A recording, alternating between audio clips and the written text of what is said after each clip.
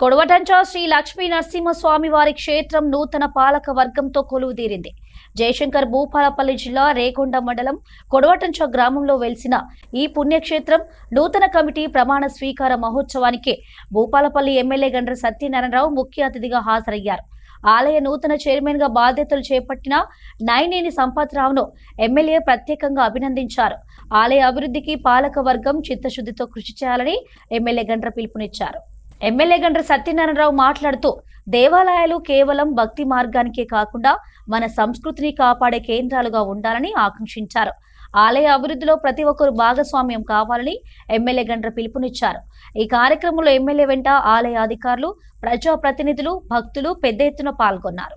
ముఖ్యమంత్రి గారు ఆనాడు పాదయాత్రకు ఈ ప్రాంతం వచ్చినప్పుడు మా లక్ష్మీ నరసింహస్వామి ఆలయాన్ని మొక్కుకోవన్న నా వెంట్రుకలు కూడా ఇక్కడే తీసిండు. మా నాయన తాత ముత్తాతల నుంచి కూడా స్వామి దగ్గరే వెంట్రుకలు తీసి ఏ పంట పండినా ఒక బస్తా వడ్డు తీసి మొదటి పంట తీసి ముడుపు కట్టి ఆ ముడుపును దేవుని దగ్గర చెల్లించుకొని ఆ యొక్క స్వామి ఆశీస్సులు తీసుకున్న తర్వాతనే సేవ తీసి దర్శనం చేసుకునేటువంటి ఈ ప్రాంత ఆరాధ్య దేవుణ్ణి మీరు దర్శనం చేసుకోమని చెప్పి ఇక్కడ పాదయాత్ర వచ్చినప్పుడు దర్శనం చేసుకొని చల్లగరిగెలో పాదయాత్ర స్టార్ట్ చేయడం జరిగింది.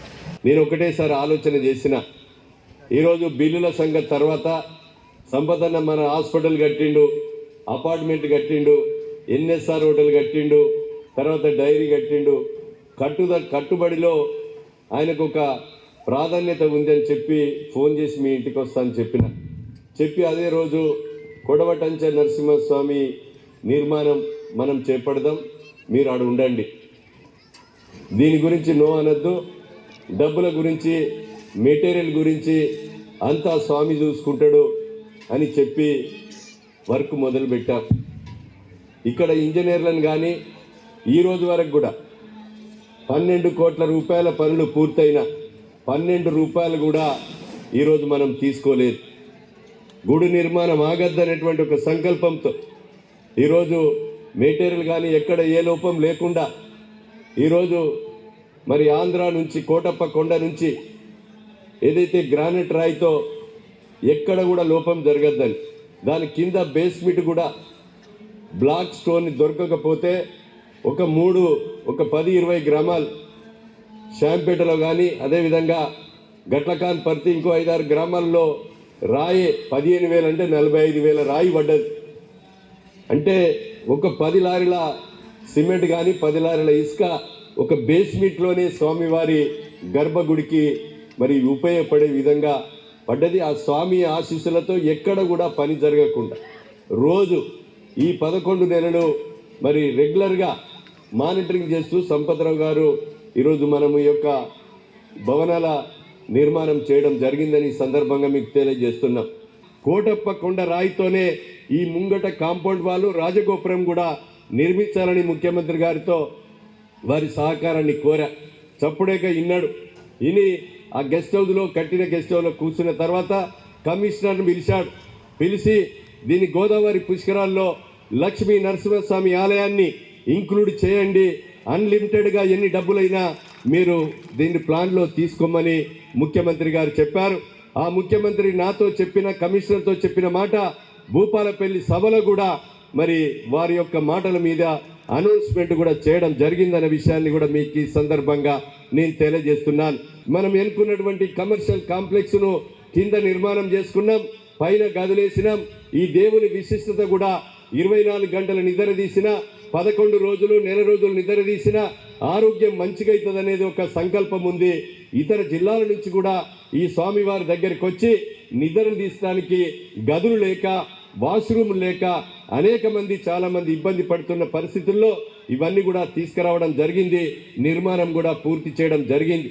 ఈరోజు చిన్న జిఆర్ స్వామి ఉండటానికి ఎక్కడో అవసరం లేకుండా వారి పూజారులందరూ కూడా ఆ గెస్ట్ హౌస్లోనే పైన ఉండి ఇక్కడ ఉండి చిన్న జిఆర్ స్వామి కూడా రేపు సాయంత్రం వస్తున్నారు. ఈ గెస్ట్ హౌస్లోనే నిద్ర తీసి రేపు అక్కడనే పడుకొని మనం ఇక్కడ అన్ని వసతులతో ఏర్పాటు కూడా చేయడం జరిగిందనే విషయాన్ని కూడా మీకు ఈ సందర్భంగా మీకు తెలియజేస్తున్నాం. ఆలయానికి చైర్మన్గా నాకు బాధ్యతలు ఇచ్చినటువంటి మన గౌరవ ఎమ్మెల్యే గారికి ప్రత్యేకమైన కృతజ్ఞతలు. అన్నగారికి మరి ఎందుకు ఆలోచన వచ్చిందో నాకు అర్థం కాలే, కానీ అన్న నాకు ఏ బాధ్యత లేకుండా నేను సేవ చేసుకుంటా అన్న అని చెప్పంటే, అరే సంవత్సరం అవుతుంది నువ్వు ఏ బాధ్యత లేకుండా చేస్తే అసలు మాకేందో కొంతమంది గుసగుసలు పడుతున్నాయి.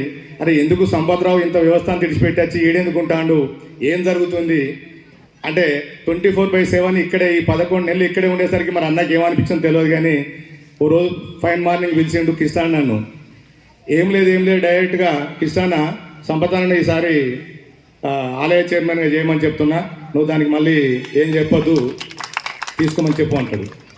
నేను నా నోట్లోకి వెళ్ళి అన్న అని చెప్పాను. నేను కొంచెం అంటే కూడా నువ్వేం చెప్పాక నువ్వేం చెప్తున్నావు తెలుసు కానీ నువ్వు తీసుకో అంతే, ఇంకా నాకు ఏం చెప్పదంటే ఆయనకు నాకు తెలిసి ఎదురు చెప్పేవాళ్ళు ఎవరు లేరు, అందులో నేను కూడా. సరే అన్న నీ ఇష్టం అన్నా, కానీ నాకు ఆశలు వేరే ఉన్నాయి, కానీ మరి నాకు దీంతో మాత్రం కొంచెం కత్తెర వేటకాని ఒక విన్నపం మాత్రం చేసుకున్నా. లేదన్నా ఏదైతేంది ఇంకా ముందు సరే భగవంతుడి డ్యూటీ అది చేసుకో, తర్వాత నీకు ఏదైనా అవకాశం వస్తే ఎందుకు ఇడిచి పెడతాం, కానీ ప్రస్తుతానికైతే భగవంతుని పని చేసుకోమని చెప్పింది. లేదు అంటే నువ్వు ఓన్లీ అక్కడ వర్క్ తీసుకో, నువ్వు అక్కడ వర్క్ ఏదైతే ఉందో అవుట్ రైట్లో నువ్వు నిలబడి అది నీ ఊరు కాబట్టి నువ్వు బాధ్యత తీసుకొని చేయమంటాడు. డబ్బుల పరంగా అంటావా ఏదో తిప్పలు పడదాం ఏదో చేద్దాం, మొత్తానికైతే మనం దాన్ని దేవుణ్ణి ఒక జాతర తర్వాత తీసి ఎంబడమల జాతర లోపల మనం అక్కడ ప్రతిష్ఠ చేయాలి. ఇది మన సంకల్పం. నువ్వు ఏమంటావు చెప్పు అంటే, అన్నా జర సాధ్యం కాదన్నా, నేను నీ బిజినెస్ పెట్టుకొని మీతో తిరగాలి, బిజినెస్ చూసుకోవాలంటే నువ్వు నాకు ఏం చెప్పకే, నీ దగ్గర వర్కర్స్ ఉన్నారు, వ్యవహారం ఉన్నది, గిన్నె కట్టినావు, నువ్వు ఏం చెప్తావు నాకు తెలియదు, నీ సూపర్విజన్లో నువ్వు పని చెయ్యి, నీకు ఎక్కడ కూడా నీకు డబ్బుల పరంగానో వేరే పరంగానో నీకు మెటీరియల్ పరంగానో టెన్షన్ ఉండదు, మనం చేస్తున్నాం అంటాడు. మరి ఎట్లా సాధ్యం అని చెప్పి అనుకున్నాము. ఇంట్లో చర్చ, మరి వ్యాపారాలు ఎట్లా, నేను నీతో తిరిగేది ఎట్లా అని చెప్పని కొంచెం ఇంట్లో ఒక 2 రోజులు 3 రోజులు డిస్కస్ చేసిన తర్వాత ఇంట్లో కూడా ఒక గ్రీన్ సిగ్నల్ వస్తుంది.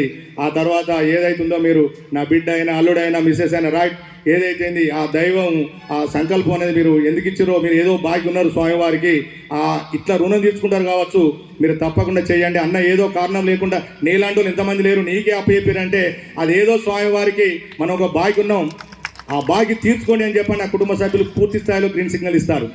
ఇచ్చిన తర్వాత ఆ రోజు నుంచి తెల్లారు మనోడి పైన అన్న ఇక సరే అన్న మీరు చెప్పింది పక్కా నేను నిర్వర్తిస్తాను అని చెప్పగానే గో హెడ్ అన్నారు.